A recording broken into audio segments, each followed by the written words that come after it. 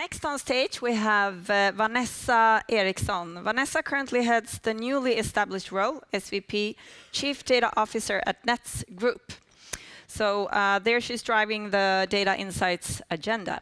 So today, Vanessa will share her experience working as a CDO and talking about the value of this role in organizations today. So welcome on stage, Vanessa. Thank you. Thank you. Before starting, I'd like to share a little about myself privately. An Indian by birth, love makes us all of us do crazy things. I'm no exception. I married a Swedish man and moved to Sweden, and sometimes, just sometimes, especially in December, I think, what was I thinking? I'm a mother of 3 teenage daughters, which means actually today I have a lot of free time. That was not always the case, but a lot more free time today. So I've engaged in, I run an event called Girls in Tech, because like Anna said on the panel, we need to anchor this early when the girls are still in school. So I've been doing this with Eriksson, with Telia, PwC. We have also Ika joining us. So if any of you want to help me in that, please feel free to meet me after this. So we go to schools and we get girls to join workshops with us. Yep, that was a little about myself. When Göran asked me to speak, I had not moved jobs yet. I was still at PwC. And I said, of course, yes, anything to empower more women in technology and data. So my title, I've changed a bit, but I thought I would like to, we talk about the Chief Data Officer all the time. Or I have talked about the Chief Data Officer all the time. And I would like to share with you the value, because today I understand more. I mean, it comes more and more.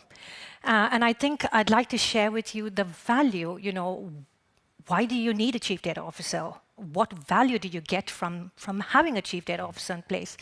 And I put there featuring the first 100 days in office, because there's a lot that needs to be done. All eyes on you, and you got to say, delivering, here you go, this is what I've done. Yep. So let's move on.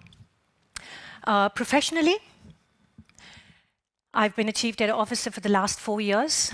Telia, Division X. Division X is basically a startup within Telia to spearhead innovation. Eurasia, it's all the 7 countries. Kazakhstan, Uzbekistan, Azerbaijan, Nepal. I've also been on Gartner's advisory board since 2012. But last year, I decided to move to PwC and help PwC with the whole Chief Data Officer agenda. So naturally, I had to give up my spotlight at Gartner. Skandia, that's Jan Frendegård, probably some of you know him. Annika, who was here also on the stage, was in my advisory board at PwC, the Chief Data Officer Advisory Board. And I know what a struggle it is, because I did the whole shebang at Telia. Why do you need this? You're going to call me a Chief Data Officer. I don't want to be the head any longer. So I know the struggle of actually getting management to listen to you and what you are driving. I'm just a bit curious, by show of hands, how many are driving high-level data agenda with or without the title Chief Data Officer? Can we? Yeah, quite a few. Way to go, ladies. So I was really surprised when Nets called me and appointed me as the Chief Data Officer, because you also know, posting something like that, announcing it, pressmeddelande or whatever, you're telling basically all your stakeholders, you're telling everybody, watch us, guys, we're taking data seriously. You're making a big statement, right? By that, I just mean, wow, the pressure is even more on me then to make sure we're delivering. So a lot of organizations are out there still in this race of trying to get chief data officers appointed. We know, Gartner says that by 2020, 90% of organizations will have a chief data officer, and that is good. What is also good is that there's a lot more women today in this role. So I think that we're finding a sweet spot for women to be on the C-level and to drive the whole data agenda, which is really good. So I'm Chief Data Officer at Nets. And Nets is a Danish from the start. It's a Danish and a Norwegian company that merged together to form Nets. So what does Nets do? It's the payment solution provider. And really, it's because my kids asked me, Nets, what is that, Mum? And I said, the next time you go to Starbucks and you scan your credit card, on the terminal, you'll see technology by Nets. That's us. That's the easiest way to describe Nets. But Nets has fantastic data, excuse my word, shitload of data, because you got merchants, you got the Starbucks and everybody else. You've got banks, with the clearing houses for banks, back office for banks. And then you also have corporates that use Nets facilities. So yes, of course they need to go appoint a chief data officer because they want to do something with their data.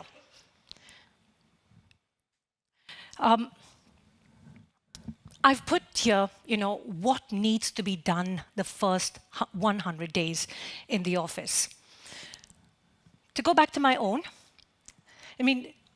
chief data officers on a high level, companies appoint them for three big areas. Either it's compliance, like Annika explained, the whole GDPR brought around a lot of chief data officers.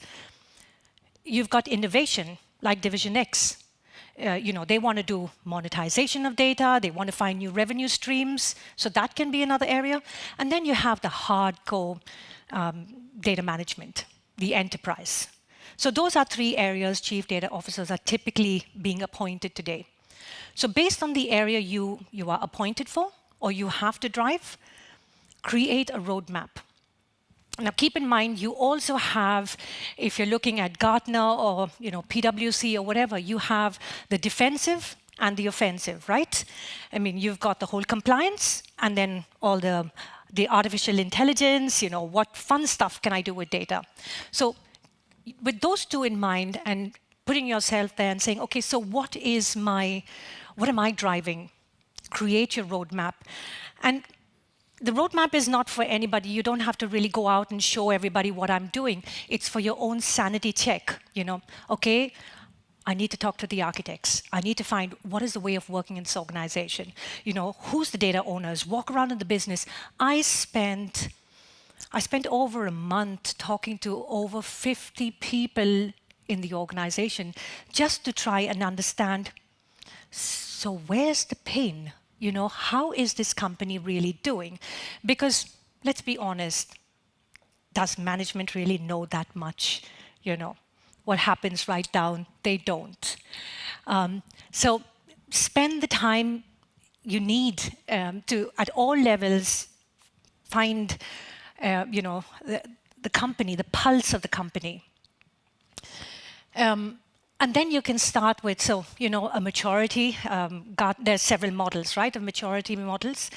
Use one of them, again, for yourself. But maybe now you need to start showing, what are we doing? Where, in my opinion, you are here, here, and here. So that also helps you get your plan, right? Because if you identify, if management says, no, this can't be true, because you will hear that, this can't be true. You have to also show them, in your opinion, what do you think and why have you placed them on that little box there in the maturity model. And then the target operating model, because when you come in, you have a vision. You have also people appointed. So you have inherited somebody, units, different units. So you need to figure out, how does it work today? How do I want it to work? What would make it easy? And also talking to people, it helps you to understand what are the problems, where is my data getting stuck? Why can't we deliver faster? So a lot of questions you are able to answer. Lastly, the data governance framework, because I think even though sometimes you hear them saying, oh, we got this, we've been doing this.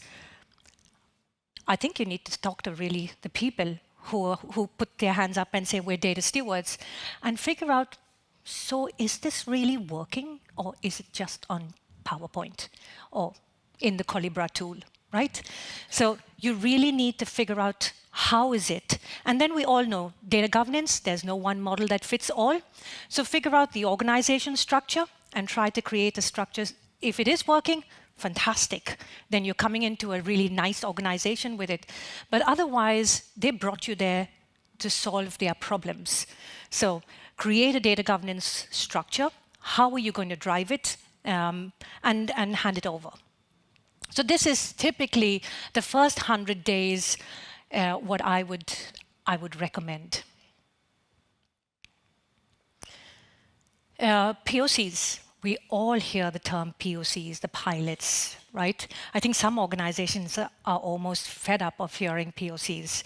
I mean, having worked with PwC and talking to a lot of clients there, I think some organizations, all of us, are stuck in a POC phase. And I think it's not wrong, but you need to make sure that we are not just running POCs and we're not trying to find where's the innovation, but we're also moving it to industrialization. And I think that's where the challenge is, because we are scared, or there's something that stops us from moving to the next level. So this is what we did at Nets. We created a whole list, and I can tell you there were lots of POCs being run, and try to map them. You have your several criteria. How strategic is this? How fast will we get the money if we do it, if we take it? Where in the POC journey have they come? So you have different, is the data available? Sorry, that one is really important. Is the data available? So you have different criteria, put that together, match it against all your POCs running and say, okay, so from here, which one should I go tomorrow? Which one should I say, right, going to industrialization?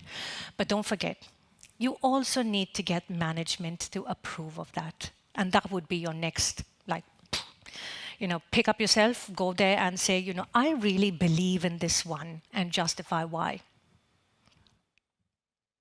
So as an Indian, the reason I told you I was Indian, because I have a tendency to speak really fast. First impressions, I think this is really, really important.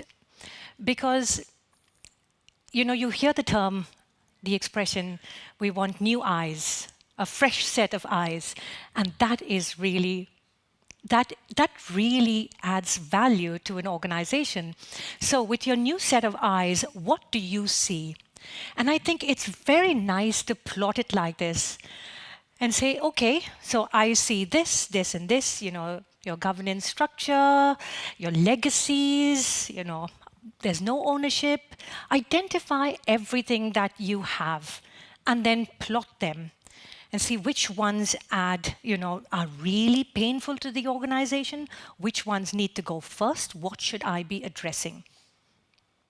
Because I think the organization really needs this slide, because coming in newly to any organization, it really helps them.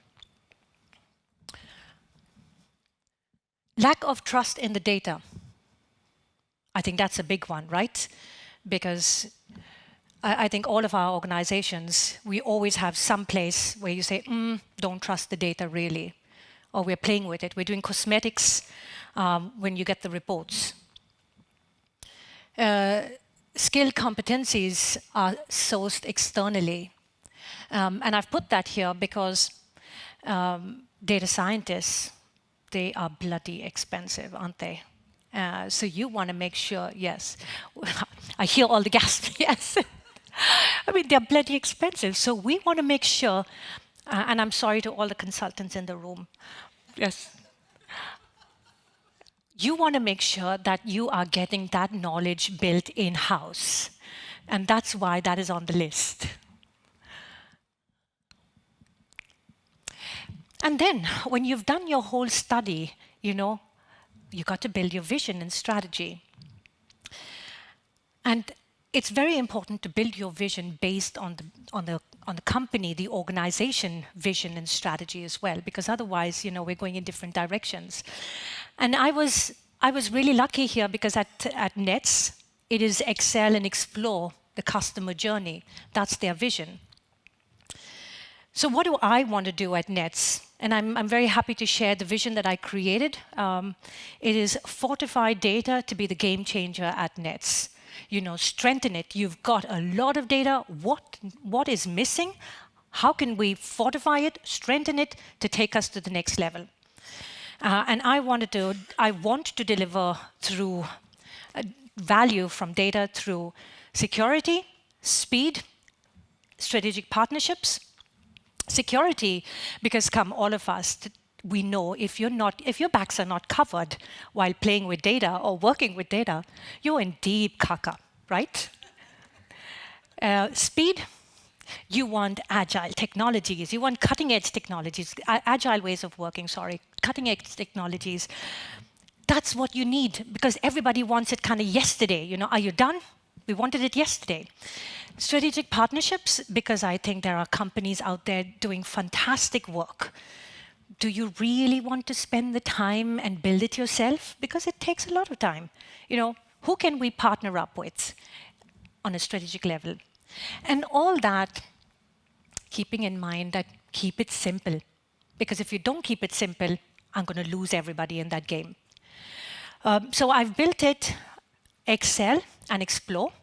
Excel, the foundation, get the data governance in place, and explore all the possibilities. Where's my monetization? Where's my innovation? What else can I do with the data? So I think the strategy of Nets fit very well for me, or it helped me to very easily divide my strategy. And this is a slide I'd like to share with you because key takeaways, what have I learned?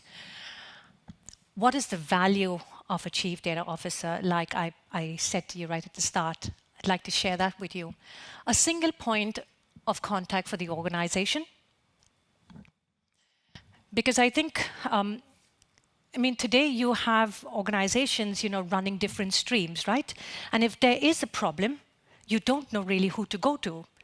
So in this way, by appointing a chief data officer or somebody on a high level to drive your data initiatives in the organization, you are giving them a single point. Go there. You will get your answers.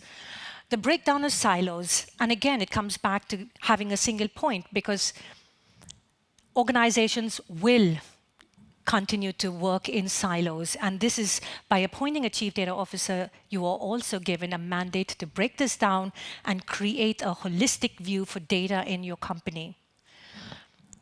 Create policies and guidelines and rules. And you also, it's not just about creating the policies and the rules. You have a mandate to go out and say, you're going to listen to me because I'm the guy in charge here, so you listen to me. You have a mandate to go out. Implement data governance and hold them accountable. And I think that is very important because make sure, Annika and her colleague said how important it is to drive data governance, but also how difficult it is. Here, you have a mandate to say the KPIs, they're on you. So, I'm not going to come looking out like the bad person because it's your data, by the way, And those KPIs show if you are working and helping us to get the organization data in place or no. Secure compliance in the data, yes. Build a platform, because again, working in silos, you will find the units running out and getting, investing in their own little platforms, right? So that is also something that the chief data has the mandate to stop and say, we're making one investment for the company. And then the data scientist, the last point addresses that, where the allocation, the cost effectiveness, you are able to stop that. The challenges, what can you do? I think the role is new and the expectations are high. I think that it's very, from my own journeys at Telia, PwC, and at Nets, you almost feel it as you walk into the office. This is the person that's going to solve our problem. Yeah, and you know. So I think the expectations are so high. You need to really bring everybody back down to earth and say, what am I going to actually deliver? And yes, we can do everything that you want, but let's create a roadmap and to get there. What you can do is set the stage, evangelize, and I was very fortunate at Nets. I had extremely good team that has done the whole selling bit of the chief data officer before my time. So I think that helps a lot if you're looking at appointing a chief data officer in your organizations. The explosion of data, yes. I mean, today there's so much data, you just go there and say, oh, where to start? What do I take first? What is important? Because not everything is important. So also having, creating your strategy based on the business strategy, and then also creating this roadmap where, because you will need to show what have you delivered, what have you done since you've come. I think take small steps, but deliver. Like we always hear people say, where's the low-hanging fruit? Look at those, grab them, start delivering to get both the credibility, but also creating your long-term, delivering value to the organization. I think that was one of my last. I'd like to say thank you, a personal thank you to Goran and his team, because I think that it's fantastic that you are doing this work to empower women in data and in technology. So thank you to all of you. So thank you so much, Vanessa, for sharing your experience as a CDO and some of the challenges and tips how to overcome them. So are there any questions from the audience?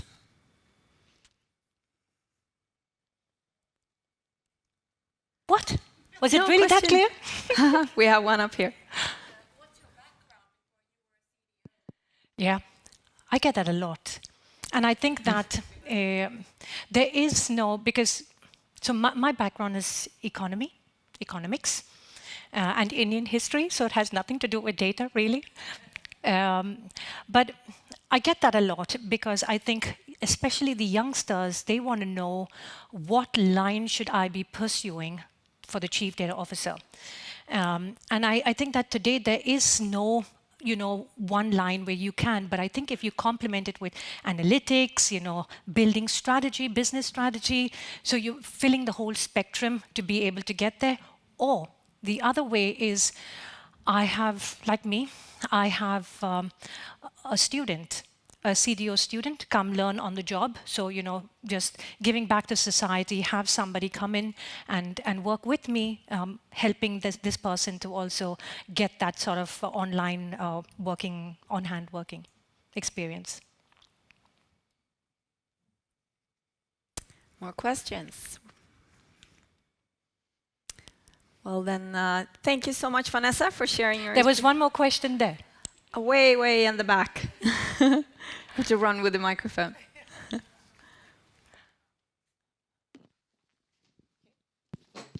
We need to be a bit patient here. Okay. Just wanted to ask, because you mentioned chief data officers is a single point of contact for an organization. So when you say organization, do you mean different organizations per country, or do you consider multiple countries but one organization? Will there be different chief data officers for each country because their data strategies and data modeling or whatever might be different for countries? Yeah. Good point. So I think it depends on the size of your organization, because at Nets, you've got it in all Scandinavian countries and now also will be in Germany, where I will be the sole point of contact for data for all. But like at Eriksson, because we had Ulrika in my Chief Data Officer Advisory Board, they were looking at a setup where, because it's so huge, have one Chief Data Officer and then Chief Data Officers in every country reporting to her. So I think it depends on the size of your organization, not really the task or what falls underneath, because that is also, it depends on what agenda you're driving. Make sense? Yes? Jag har bott här länge. So, yeah. Sorry, I just heard the first question and I got so disappointed. But okay, what was the next question? What did you say? How long? How long has been in Sweden, and how long are you working in Sweden? Okay, I'm going to tell you all the bitter truth. I've been here 22 years, and I've been working 3 months since I arrived. So yeah. 22, oh my God, that sounds even more depressing. Yes. Yeah. Yes. Okay. So thank you so much, Vanessa. Thank you. Take the picture. Thank you.